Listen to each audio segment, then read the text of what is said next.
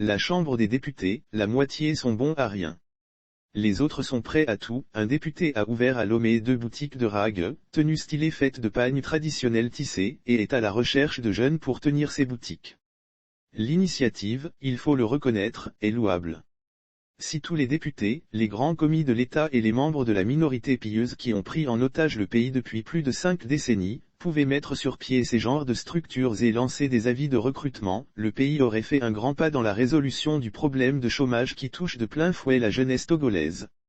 Mais là où le bas semble blessé pour notre député, c'est qu'il a laissé entendre que les jeunes intéressés seront payés au SMIC pour les 3 premiers mois et bénéficieront des augmentations suivant les recettes.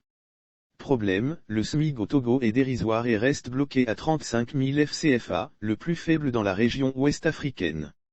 Sous le feu nourri des critiques, le député a tenté de se justifier, estimant que créer une société par ces temps de crise est un risque inouï, que certainement beaucoup n'auront pas le courage de prendre.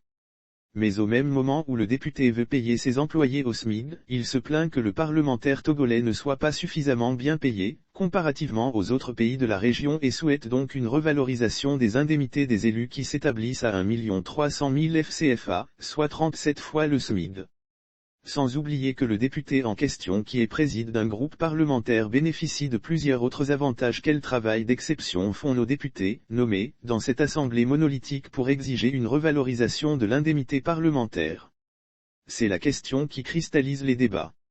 Un constat général se dégage à propos de nos députés, notamment l'inertie et les carences qui les caractérisent.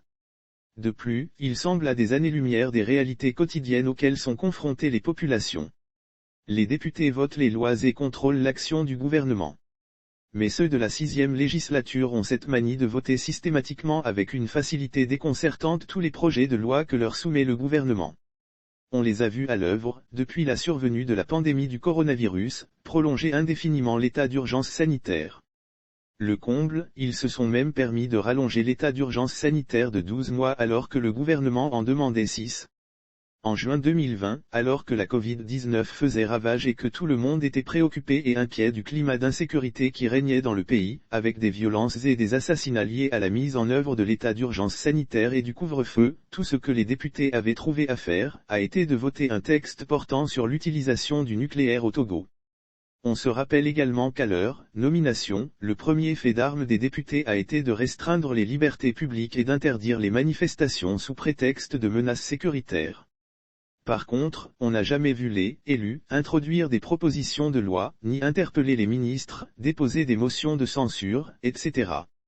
Ils n'ont absolument rien fait depuis 2 ans qu'ils squattent le Parlement.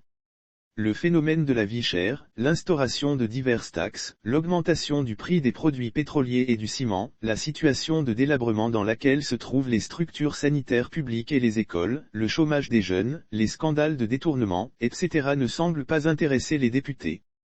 Leur préoccupation est la revalorisation de l'indemnité parlementaire.